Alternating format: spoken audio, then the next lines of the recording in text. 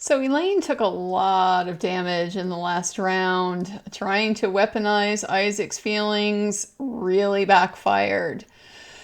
But you gotta give Elaine a little bit of credit. She sure does want to fight. And you're going to see in this round that she's going to continue to press forward with her attack. The problem is just that she doesn't have anything that Isaac can't avoid. Isaac is very, very skillful at evading her attempts to pin him down. So this impeachment that she tries to achieve in the following segment just ends up being an attack that it's pretty easy for Isaac to make her miss. Let's go ahead and take a look.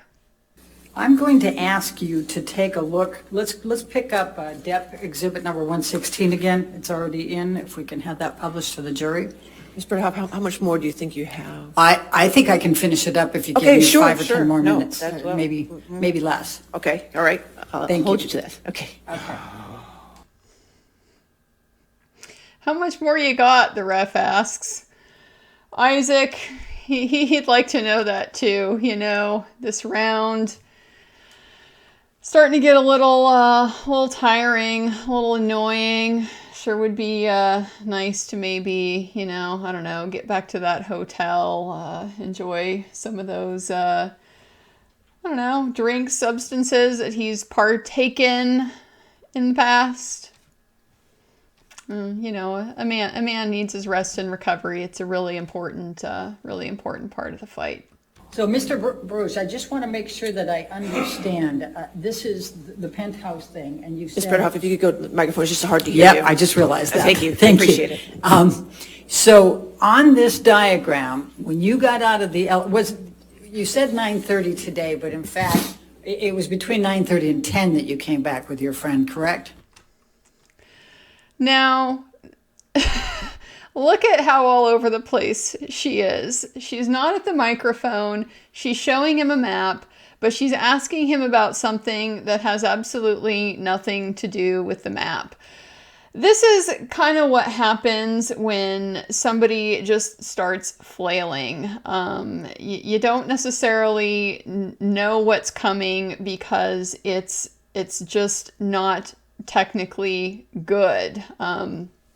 Often, people who aren't skilled boxers can be a little bit more challenging to deal with in the ring than people who know what they're doing because they're just unpredictable. And so Elaine here is just not coming with anything consistent. We're not sure where she's going with this.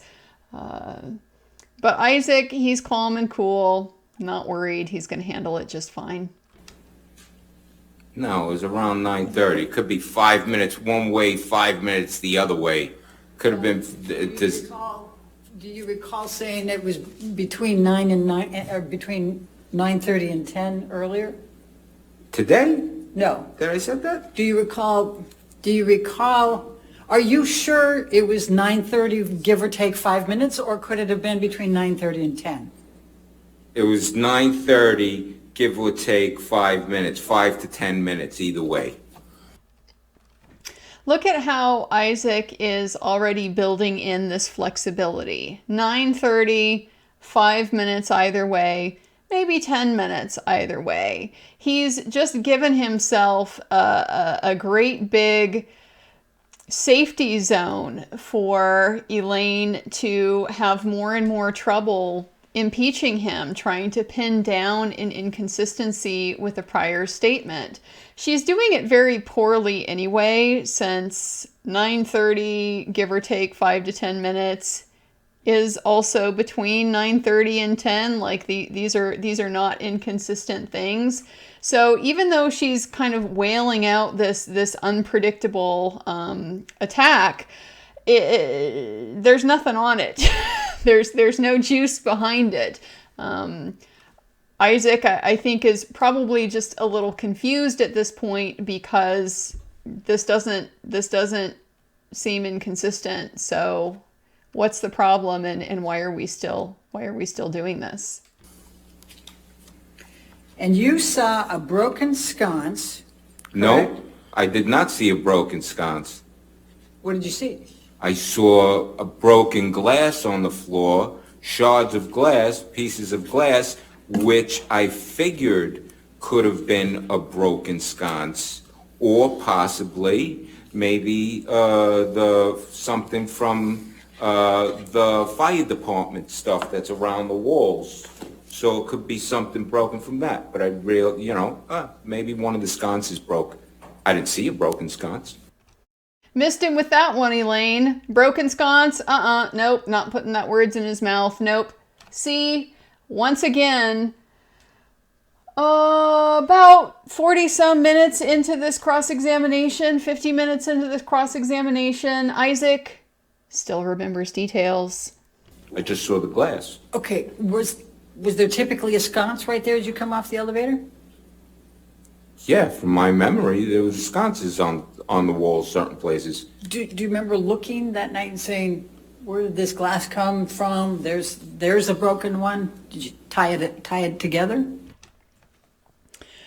Boy, is she really reaching now. I mean, she's really just trying to come up with something that is not there. She really wants it to be a sconce. She doesn't have a prior statement that she can pin him down with saying that, in fact, it was a sconce. She doesn't have a photo of a broken sconce. She has no evidence whatsoever that Isaac can substantiate a broken sconce in the hallway. So why she's trying to get it from him is baffling. He's already made it clear. Doesn't know what the glass was from. It was glass, could have been from a lot of things, could have been from a sconce, could have been from a fire light, a warning light. But you're not going to be able to corner him with the sconce unless you have something to prove that there was a broken sconce that he saw, or some prior inconsistency that you can bring up to establish that it was a freaking sconce. No, it wasn't. It wasn't. It was an assumption. It had to come from some of those places because what the glass looked like to me looked like it might have come from one of those places. Okay. Could have been, maybe the sconce. Okay, when you said from the fire thing, were you talking about the fire extinguisher? No, not the fire extinguisher. There was in the hallway, that first hallway that you go through, the doors that you walk through after you get out of the elevator, those doors, they're fire doors that you close. All right, hopefully no one gets burned to death. That would be, crazy.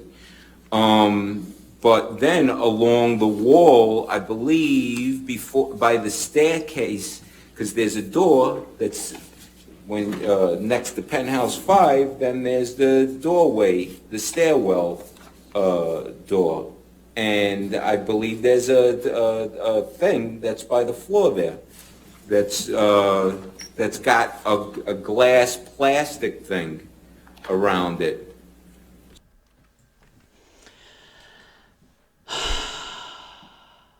Same mistake, just over and over and over.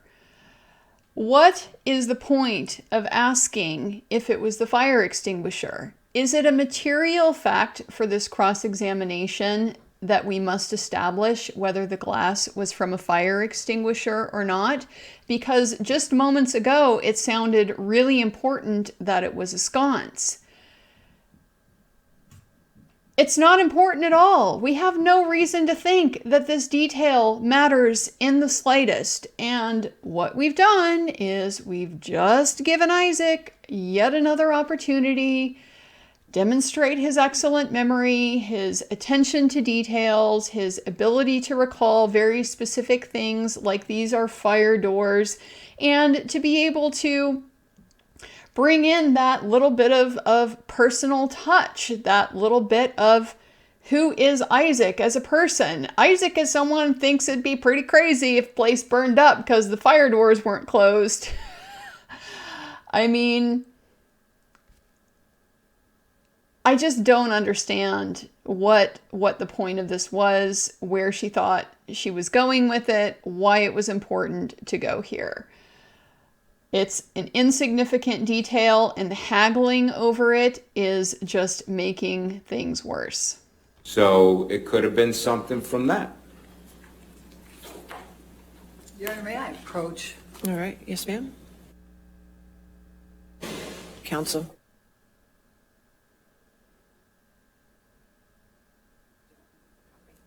Do you have another copy of the deposition? Is this something for me to look at? Just wait for a question, sir. I asked you a few minutes ago whether you were sure that it was 9:30, give or take 5 minutes, or if it could have been somewhere between 9:30 and 10. Do you recall me asking that question? Yeah. Okay. And so now we see perhaps why it was that Elaine was asking about these unimportant details about the fire extinguisher. And it's because she needed to buy time to be able to find what she was looking for in his prior deposition testimony, something about between 9:30 and 10. So probably what happened is she has her assistant or one of the other attorneys over there at the counsel table pouring through that deposition transcript, looking for the right place so that she can go identify it by page number and bring it to his attention. And indeed, it looks like there's a pink sticky there, right there on the deposition. Isn't it weird that Elaine still can't seem to find what she's looking for?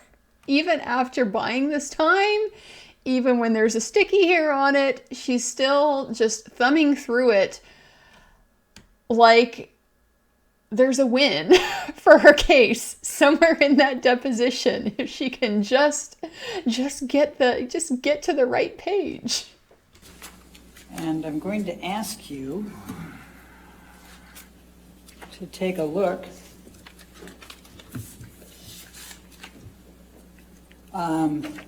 at page 39. Do you recall giving your deposition on November 20, 2019?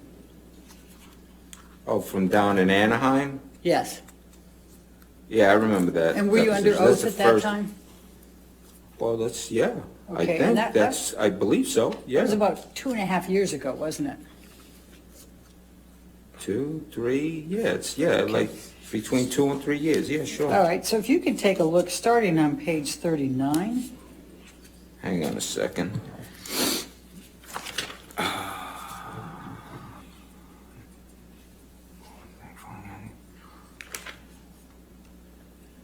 And if you go to the line 21, where were you on the evening of May 21, 2016? And your answer was, all right.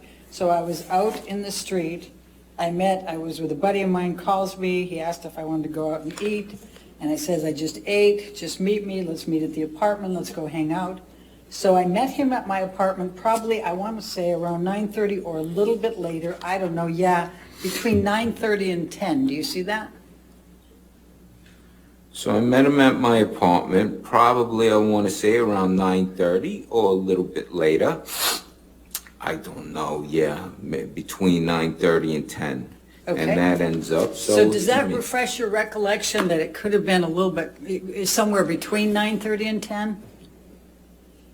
I go more with 9:30, give or take 5 minutes, because it could have been 9:20. Okay, It but, could have been 9:25. But- It could have been 9:35, but I go with 9:30. okay. And did you see any police officers? No. Okay. Did you?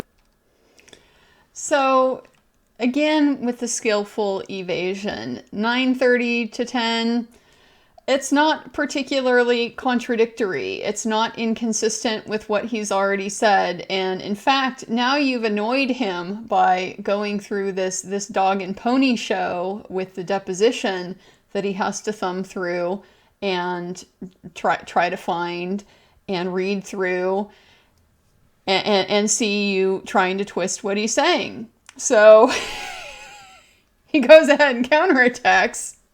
Could have been 9:20. So I go more with 9:30. Perfectly okay for him to explain his prior testimony. particularly when it's not all that contradictory with what he's saying here at trial. I don't think this one particularly landed as far as the jury finding him not credible because of this prior deposition. Did you ever hear any police officers? No. Okay. And so we finally get to a detail that's actually important, which is whether Isaac saw or heard any police officers. And the reason why that's important is because we know that there is a very close time, not quite overlap, but basically where the first set of officers leaves the penthouses basically between 9:20 and 9:30. And then Isaac is testifying that he gets back to the penthouses sometime 9:20, 9:30, 9:40. So it's a pretty narrow window, but he didn't see or hear the police officers. So we know, or we can assume from this, that they're already gone by the time he gets back to the apartment. So let's go back to this 116 for a second. And you said that you saw a lot of wine right outside of Wait a Penthouse. second, it's line 115? Sorry.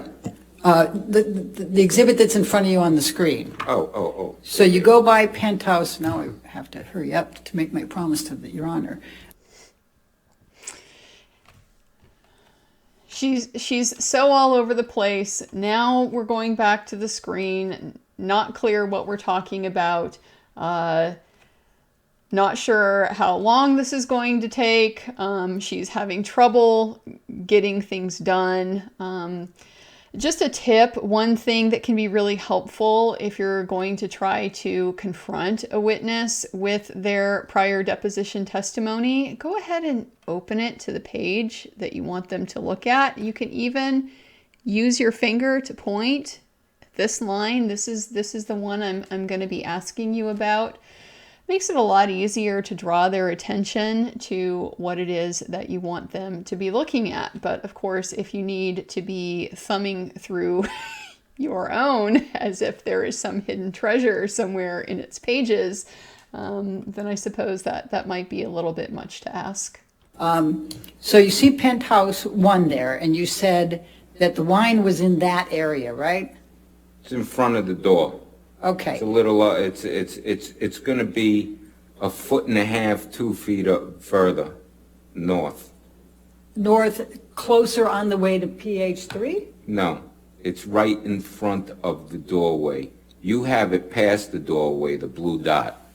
It's, Yeah, that wasn't intentional. it's just in front of that doorway. There we go. Okay. Can you put the dot exactly where it was?